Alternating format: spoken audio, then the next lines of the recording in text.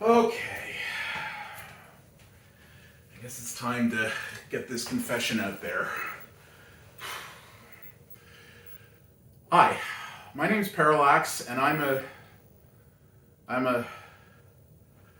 Listen, I can stop collecting retro gaming stuff anytime I... What's up, folks, and welcome to Indie Ramble. Yeah, I decided it was time to do another haul video. I did one a few months ago after VCF Midwest, and that was a lot of fun, but I have come into some really good finds lately. I've actually been really lucky to get some of the stuff that I have at the price I have, given what the market is like right now for this stuff. Quite thankful for that, and I wanted to show off some of what I got for you guys here. This isn't even everything lately. We're not even getting into all the big box PC games I've managed to acquire for very reasonable prices lately. Maybe I'll do another video on that. Let me know in the comments down below if you want to see that. But as you can see, we got quite a smorgasbord of stuff here today. A lot of it is Commodore related, but not all of it. And there's a couple of things here that are finds that really mean a lot to me, and I wanted to show them off to you guys, just to show you what I've got here and to let you know that if this is something you're thinking about getting into, don't despair when you see prices on eBay. If you're a little persistent and keep your eyes open, you can still get some really good stuff for, some really good deals if you're willing to put in the work. So, alright, without further ado, let's start going through this, shall we? Alright, we're gonna do this handheld here, but I got myself a new little rig for the phone, so hopefully this looks pretty good. So yeah, you may think that this is a pretty big batch of stuff, and you would be right, but would you be surprised to learn that the majority of what you're seeing on this table came from one person who lived about 7 blocks from me? Yeah, no kidding.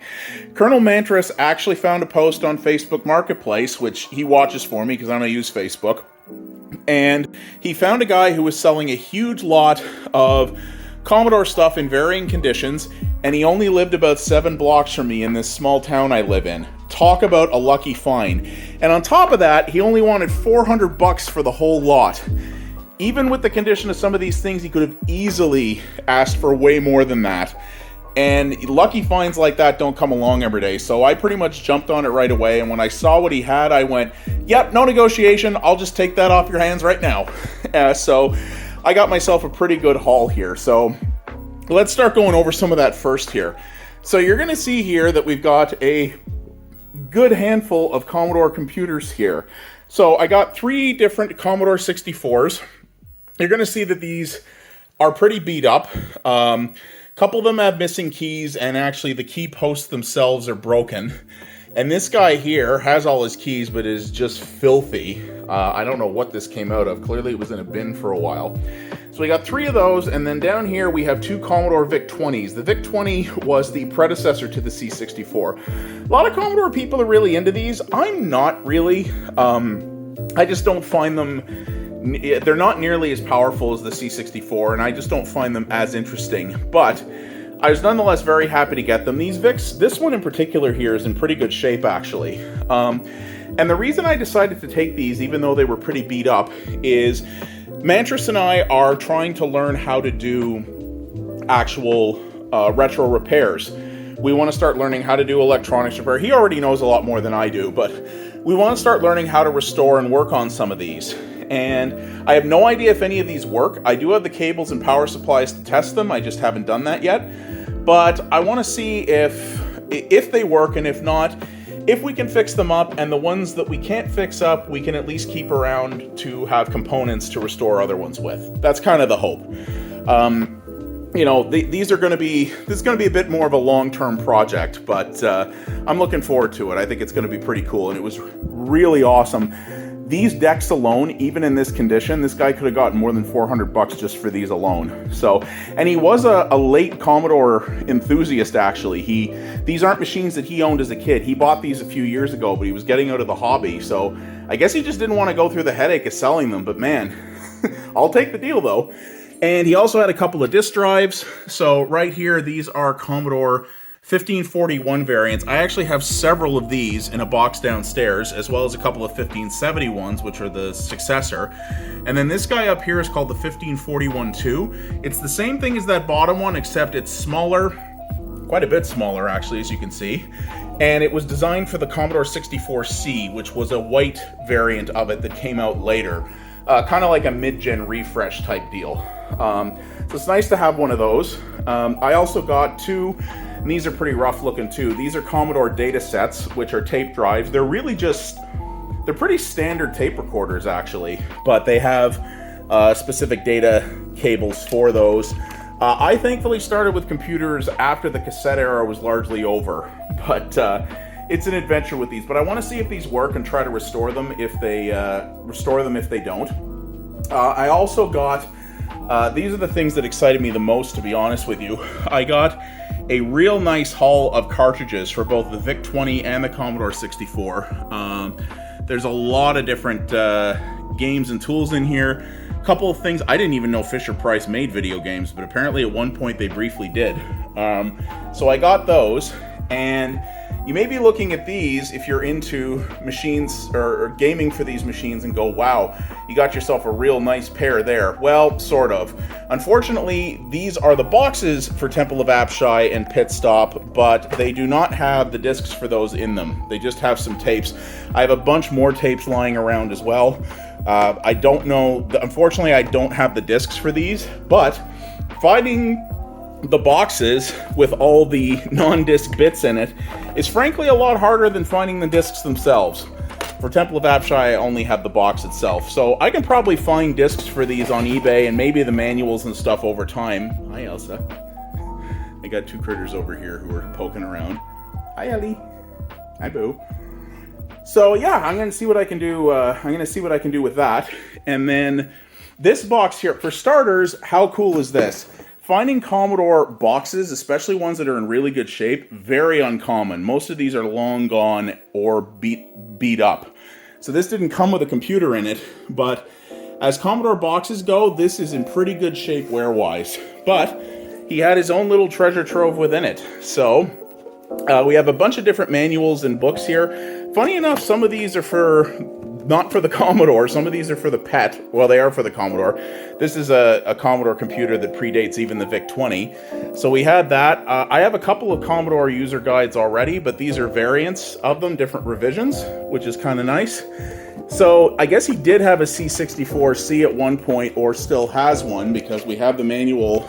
Sorry, there we go. So we have the manual for that here, but no computer to go with it, sadly. The Programmer's Reference Guide, this is considered a Bible for a lot of early Commodore programmers. I have one of these already, but it's nice to have a second one. And then, yeah, this is the CBM Professional Computer. Now, CBM stands for Commodore Business Machines, so I'm not sure what that is. It says Model 2001, so that's probably a PET as well. There's another PET manual down here. I really have no interest in collecting the PET, so I may keep these or I may sell them on eBay. I'm not sure, to be honest with you, but they are in really nice shape. There's the Commodore, one of Commodore's early printers. Got a book for that as well, which is cool. Didn't get the printer. Programming guide for the PET. You know, some of this is really nice to find in this condition. I was really happy about that. There's more docs under here, but we'll get to those after. And yeah, we got a bunch more cartridges here. So these are actually VIC-20 cartridges, as you can see by how much wider they are. The connector's also different. Commodore 64s are actually not backwards compatible with these. So I may keep a VIC around, or I may not, we'll see. A lot of the games you have on these cartridges did get Commodore 64 versions later, so we'll see about that. But yeah, Commodore published a lot of their own early software. So we have Avenger, we have a pinball game, we have Omega Race, that's one a lot of people will be familiar with. We have Gorf, which was a port of the early Bally arcade game, which was actually really good. You could actually use this with a speech adapter too if you wanted to actually get that Gorf voice in it. So we've got Radar Rat Race here. Quite a haul of VIC-20 games, I have to say, and they're all in really nice shape. They just need a little bit of a wipe down. I haven't cleaned any of this stuff yet or anything like that. I haven't even bothered yet. And then this is really cool. Never going to need this, but it is a modem. And it's not one of those old school acoustic coupler ones where you actually had to put your rotary phone in it to make your connection. This is actually a modem that takes a traditional phone line and it plugs into the cartridge port. on the VIC. Very cool. I have no way to use this now. I haven't had a traditional landline in better part of 15 years. But that is really neat to have. I like that as well. This is actually a dust cover, which is pretty cool. These are actually somewhat rare. This would go on either of these, but I believe it's made for the VIC because it's white. This is a neat little tool. It's a tool for punching the notch in the side of floppy disks. If you wanted to remove write protection or try to change the density of disks you were using, you put your floppy disk in here and push that down. It's like a little hole punch, kind of a cool thing. And then, yeah, this is a thing here called the Commodore Program Pack. I'm running out of space here, where it has a bunch of disks in it. I got multiple disk banks of stuff from this guy. So these are like disk drive test suites. Commodore at one point, I don't know if they had like a disc of the month club or something, but I have a pile of these, and you see it says volume. It just says games 2A, 2F. If you're familiar with this, leave a comment and let me know what these are, because there's a lot of these like computer clubs who did like disc of the month type affairs. I'm trying to archive an Atari-based one from Ottawa right now, actually, and I don't know what these ones are, and I have a ton more in some disc banks. So yeah, I don't know. I'm not showing you everything we got here for that. So, but let me know about that because I'm very curious. I assume they've been archived, but if not, I really want to make sure they are. I also got a ton of joysticks. These are becoming somewhat a big deal on eBay these days, especially these guys. I've got about 5 or 6 of these, which I was so lucky to get. These are by Wiko, which is a company that's long gone now. But most Commodore users will be very familiar with those. Those were great. And I've got a bunch of them now, which I'm so happy about. And these are actual Commodore OEM joysticks. Commodore actually only supported, the 64 only supported one fire button. This one has a switch on it that lets you change which one you use. And this just has the one on it. These honestly are pretty crap. They don't feel very good. But it's neat to have some Commodore OEM ones. And I also have a set of paddles down here. You're probably not too familiar with these if you didn't play games like Pong, but these were very early analog controllers. Think the analog sticks you have on your modern game controllers. So you turn this thing here and then you have a fire button here. It allows very precise movement, but only on one axis. So it's really only designed for games that would take advantage of that in particular. And then this is one of the disc banks I got. I got several of them. Most of them are just full of user-made discs. There's some pirated games. There's some discs in here where people like saved documents and stuff on, but there's some nice stuff here. So this is an early EA title called Sanction. Never played this, but I think it's a shooter of some kind, so I'm interested in it. Mint condition disc. I'm going to see if I can find the stuff for that. Like, there's a pirated copy of California Games 1 and 2 on here. Paperboy. Here's some more of those Commodore sort of volume, I assume monthly disc type things. Summer games. These are Epix titles that I really want to get in their original form at some point. Yeah, more California Games stuff. Skate or Die. This is called Tratex. I don't know what this is. It's in French, but it looks like it's a word processor, maybe? I'm not really sure. I'll have to play with that at some point. A lot more of these Commodore discs, as you can see.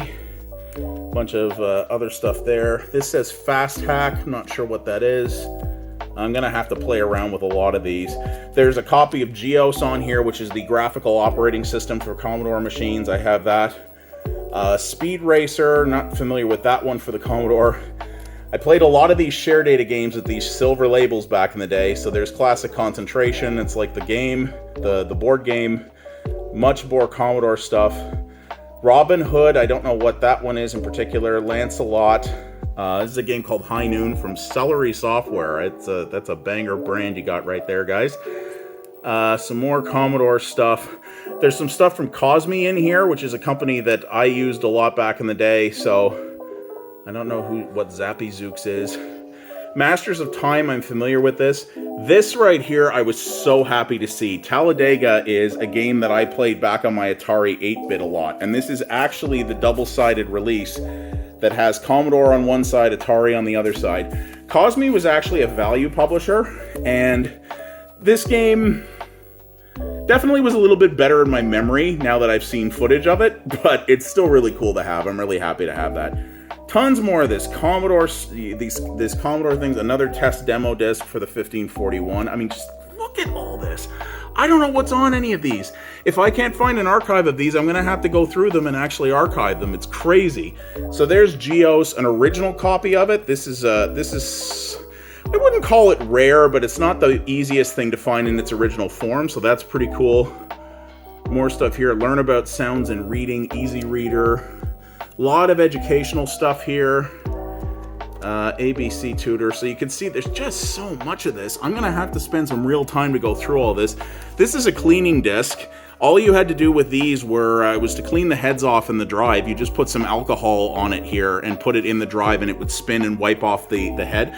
These were legit, but this is very old. It might disintegrate. So most of the drives I have now, I'm fine to take apart and just clean by hand. And these are a bunch of potentially blank discs for the Commodore. These all look, I didn't see any mold on any of these, so it looks like they've been stored in reasonably good condition, but it's really hard to tell. You're not going to really know how good these are until you stick them in a drive and try to use them. So I'm going to have to do that at some point soon. Maybe when I test one of these, I can pull out one of the drives and get it going. So, yeah, and then also recently at a show called Geeked Out Gaming that happens at the Ottawa Sportsplex. This was actually, I guess, 2-3 months ago now. I managed to get myself a pretty awesome haul of NES games. I actually don't have an NES right now, whether it's a modern approximation of one or an original one. I'm working on that. I've got literally all the analog systems right now. So the Super NT, the Mega SG, and the Analog Duo, but I don't have an NES. They've stopped selling the Analog NT, which is their NES one, and they're like $1,000 on eBay. So yeah, no. But I'm gonna figure out something to do with these at some point. These were a lot of games. So a lot of the games I'm trying to actively collect right now are games that I actually grew up with and have a fondness for. As opposed to when I collected the first time back in the 2000s, I don't want to collect anything and everything just for the sake of it. I want to collect stuff that I actually remember fondly. And there's some great stuff here. RC Pro-Am, Kung Fu, which still has one of the best beats in all of 8-bit. Tag Team Wrestling, Blades of Steel, which we really loved, not so much because it was a hockey game, but because you could fight in it. Cobra Triangle, which is awesome. As Mantris said, it's a cheating bugger, but yeah, it's really good. Dodgeball, I love this game. I played the ever-loving crap out of it. Dragon Warrior, which was one of the few NES games I actually finished back in the day. I don't know how many hours I put into that. Rad Racer, awesome little racing game that had a really headache-inducing 3D mode. This is actually not from that show. All of y'all who watched my Prison City video recently, which kind of blew up, thank you all very much for that. There are 3 games that y'all were telling me that game was clearly aping from. This, Power Blade, and Shatterhand. Power Blade and Shatterhand are insanely expensive. I don't see myself getting OG copies of these. But I got this Batman copy, which is in really gorgeous shape, from somebody out in Vancouver for like under 20 bucks. I haven't played any of these, and I'm really excited to. There's actually going to be a video coming up pretty soon after this one, where I'm going to try these out and see what inspired that game proper. And then this is really awesome. I love Pinbot, the actual pinball machine. Mantris actually recently didn't get a Pinbot, but he got a Bride of Pinbot and a Jackbot, which are the second and third games in that series. Lucky bastard. But this was an NES version that was developed by Rare, and it was actually pretty damn good. It had speech in it. It played pretty close to the original table. It was actually really good. And a vendor had this complete in box copy. It's not factory sealed, but it's in gorgeous shape, and it had a plastic shell on it for, yeah, 40 bucks complete. Even includes the unmailed registration card. I couldn't turn this down at this price. This was a great game on the NES. I actually really loved playing it back in the day, and yeah, this was a great find. And then you've seen it running the whole time, but I'm saving the best for last. This here has me so excited. So, back in the 80s, the prominent 8-bit computer Sorry for the weird screen stuff there. I can't really adjust the shutter on my phone like most YouTubers can who have good cameras. But most people, when I was growing up around me, had these Commodore 64s. What we got was one of these. This is the Atari 130XE. This was kind of Atari's version of this. My dad bought it at the time because the guy at the computer store told him it was a superior system, and hardware-wise it actually kind of is. And I believe it was less expensive as well. It was a good machine, but it was always kind of the red-headed stepchild to the Commodore 64. It got a lot of software, got nothing to the degree that this did. But I love this. I used it so much. I'm amazed I didn't wear it the hell out. I've been trying to find one for a long time because they sold okay, but there's definitely a lot fewer of these than these right now. And I've been watching on eBay for multiple years, trying to find one that was not insanely overpriced or broken. And I found this one where the owner said it powered on, but that was as far as he was able to test it. But the price on it was about a fifth of what you could normally charge for one of these that was in good working order. The most common failures with these are the keyboard membrane and the memory chips. The memory chips are actually still easy to find, and they're not too hard to replace if you know how to solder, which I don't really yet, but I'm learning. So I went the hell with it, and I jumped on it. Well, it basically works perfectly as far as I can tell. As you can see right here, I bought from a guy in the States I've been buying a lot of stuff from. I bought a copy of Pole Position on cartridge for this, and as you can see, it's working perfectly. Now, couple things. I assume the RAM is good because this game runs. It's been running here for about 45 minutes as I record this, but this might not use the entirety of the RAM in the system. One of the cool things about the Ataris is that they actually had built-in diagnostics, which you can get to, let's see if I can do it here, by powering the system on and holding down the Option key. So if you do that, oh wait, you can't do that with a cartridge in it, you dummy. Here we go. So you power this up. There it is. So this actually has a self-test. And I was like, cool, well, I'll just run through this on the memory and we'll see what happens. So you can select your tests here. Also has a keyboard test, which would be nice. So I went to do that, and yeah, start button doesn't work. Near as I can tell, that's actually the only button that doesn't work. Pretty much everything else does. So this could be as simple as the contacts are dirty on the membrane, which means I just need to take this apart, clean the membrane with some alcohol, and away we go. Or the membrane could be shot. There is a company in the States who actually I bought these cables from, this power and video cable called 8-Bit Classics. I met him at VCF Midwest, actually, who does sell a membrane for this for $50 US. So if it does need a membrane, I can get one, which is pretty awesome. I'm hoping the memory's good. Unfortunately, there's no other way to do these self-tests beyond pressing the start button. Enter doesn't work. You can't use a joystick to navigate this. It has to be with select and start. So if the memory's good, I got a smoking good deal on this. I do have a 1050 disk drive to go with this. It's downstairs right now, unfortunately, but I bought it at a separate time from the same guy I bought that cartridge from, actually.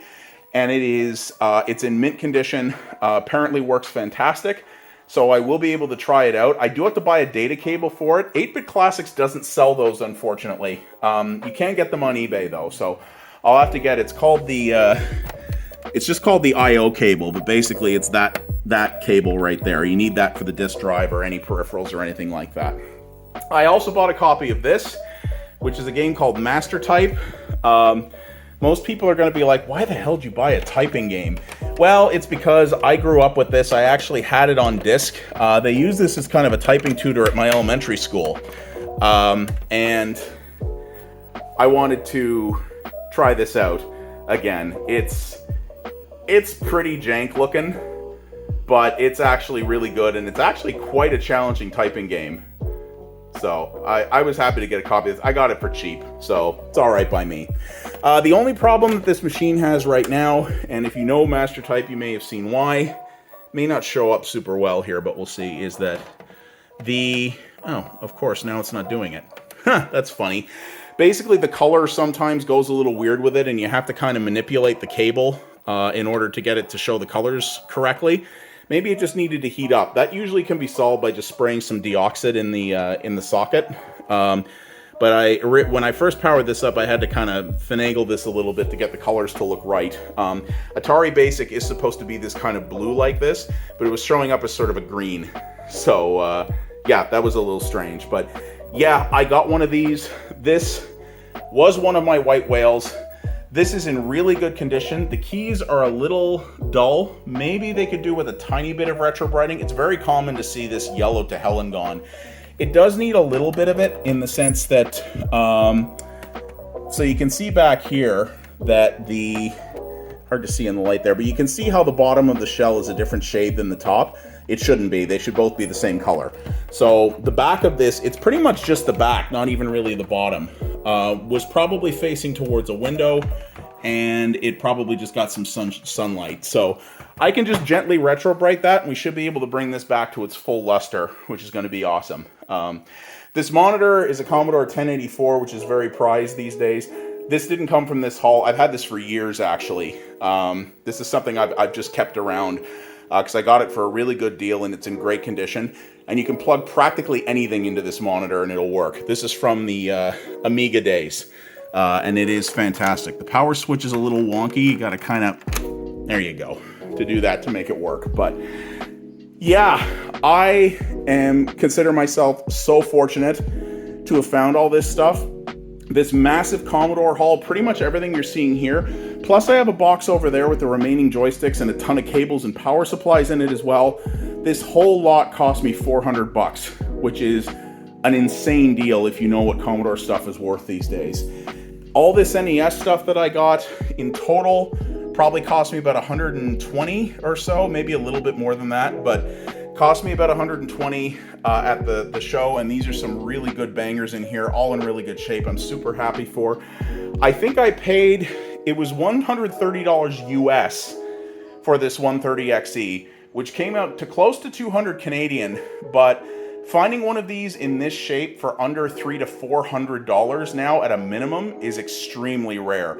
If you're lucky, you'll find one at this price that looks like crap, looks like it's been stomped on, and is said that it doesn't work and it's for parts only. So I was really fortunate here.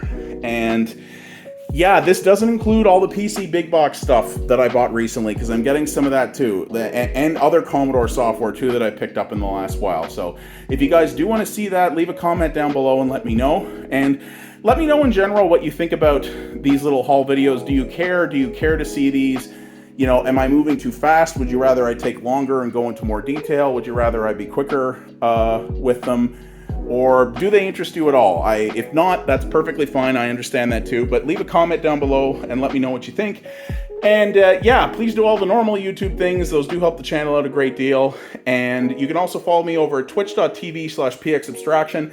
Going to be focusing on retro streaming there for a while, going after what I call the deep backlog. So it's going to be a pretty fun thing. I'm going to be firing that up soon.